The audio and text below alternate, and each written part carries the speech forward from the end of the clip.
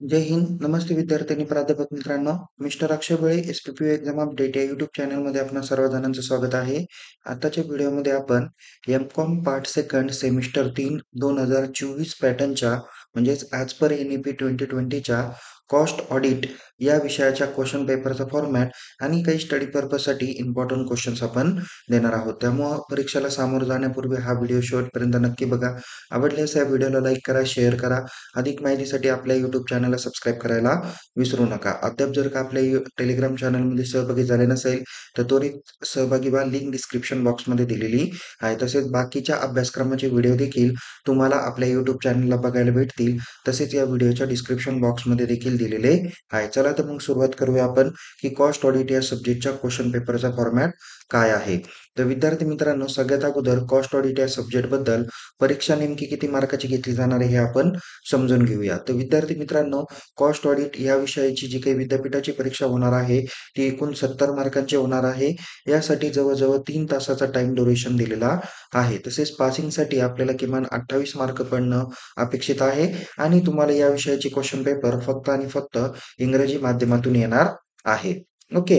So यामध्ये सगळ्यात अगोदर आपण क्वेश्चन पेपरचा फॉर्मॅट समजून घेऊया.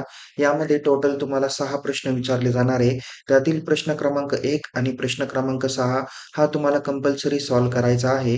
तर रिमेनिंग जे काही क्वेश्चन 4 आहेत, म्हणजे question number 2nd, 3rd, 4th आणि 5th या 4 पैकी कोणतेही 3च प्रश्नांची उत्तरं तुम्हाला सॉल्व्ह करायची आहेत. समोर तुम्हाला स्क्रीनवर क्वेश्चन पेपरचा फॉर्मॅट हा दिसणार आहे, ज्यामध्ये पहिला प्रश्न हा फिल इन द ब्लँक्स 6 मार्कासाठी असणार आहे. त्यानंतर क्वेश्चन नंबर 2nd हा तुमचा थिअरी क्वेश्चन जो चॅप्टर नंबर 1 वर 18 मार्काला विचारला जाईल. त्यानंतर क्वेश्चन नंबर 3 हा थिअरी क्वेश्चन किंवा ज्याला ब्रॉड क्वेश्चन आपण म्हणूया, जो चॅप्टर नंबर 2nd वर 18 मार्कासाठी विचारला जाईल. त्यानंतर क्वेश्चन नंबर 4 हा थिअरी क्वेश्चन जो काही असणार आहे, जो चॅप्टर नंबर 3 वर 18 मार्काला विचारला जाईल. तर क्वेश्चन नंबर 5 हा थिअरी क्वेश्चन हा चॅप्टर नंबर 4 वर 18 मार्काला विचारला जाईल. तर विद्यार्थी मित्रांनो, जिथे क्वेश्चन नंबर 2, 3, 4 आणि 5 आहे, हे सगळे प्रश्न 18 मार्काला विचारले जाणार आहे. यातील कोणतेही 3च प्रश्नांची उत्तरे तुम्हाला लिहायची आहेत. आणि क्वेश्चन नंबर 6 हा राइट शॉर्ट नोट्स आहे, ज्यामध्ये 4ही चॅप्टरवरती 4 शॉर्ट नोट्स विचारले जातील.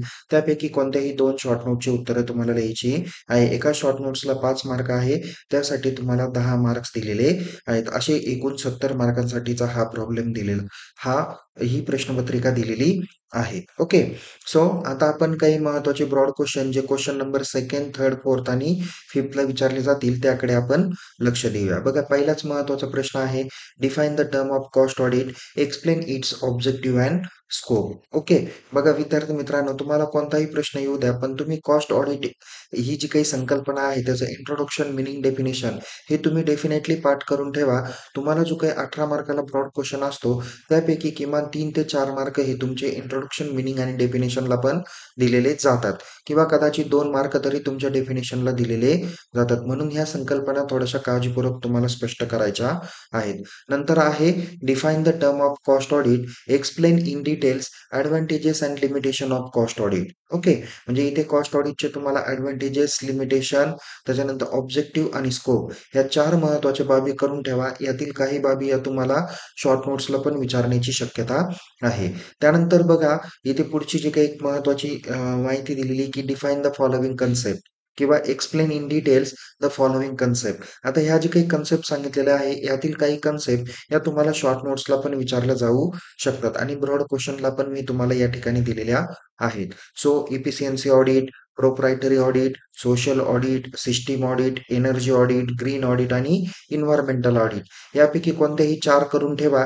काही शॉर्ट नोट्सला पण येतील आणि ब्रॉड क्वेश्चनला पण येतील. त्यानंतर पुढचा प्रश्न आहे, जो 2nd नंबर चॅप्टरवर आधारित आहे. तो म्हणजे ज्याला कॉस्ट ऑडिटरच्या राइट, ड्युटी, रिस्पॉन्सिबिलिटी वगैरे या रिलेटेड आहे. याच रिलेटेड तुम्हाला कोणता प्रश्न विचारला जाईल, की explain in details the right, duties, responsibility and liabilities of cost auditor.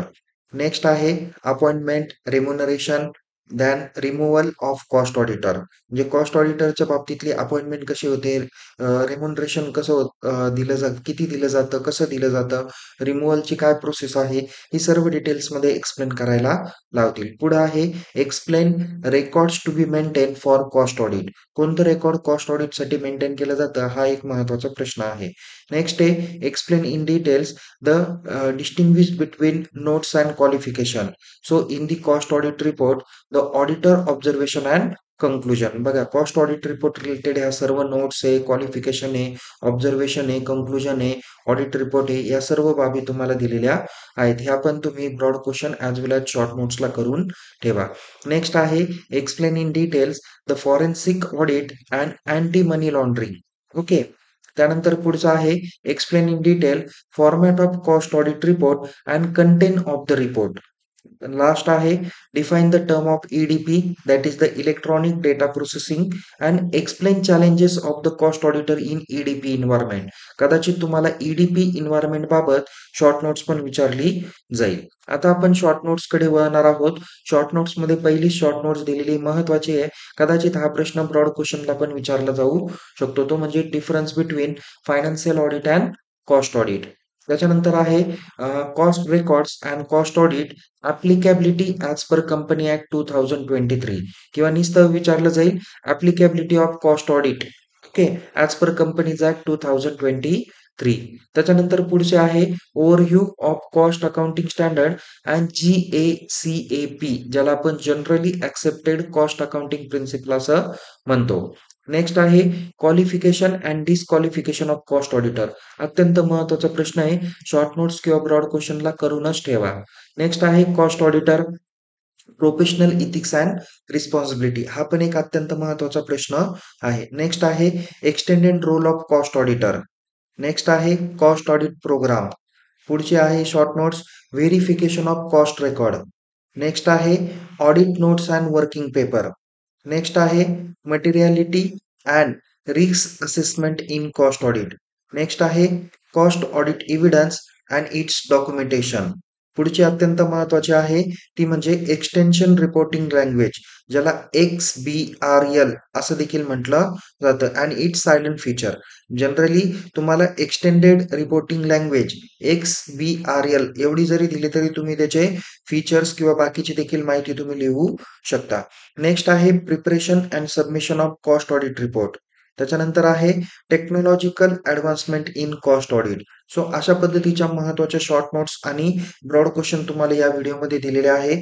अधिक माहितीसाठी आपण आपल्या YouTube चॅनलला फॉलो करा, YouTube चॅनलला सबस्क्राईब करा, टेलिग्राम चॅनलमध्ये सहभागी व्हा. लिंक डिस्क्रिप्शन बॉक्समध्ये देण्यात आलेली आहे. पुन्हा भेटूया विद्यार्थी मित्रांनो एका अशाच विषयासह, अशाच व्हिडिओसह. तोपर्यंत तुम्हाला येणाऱ्या परीक्षेसाठी खूप खूप शुभेच्छा. Take care. जय हिंद. धन्यवाद.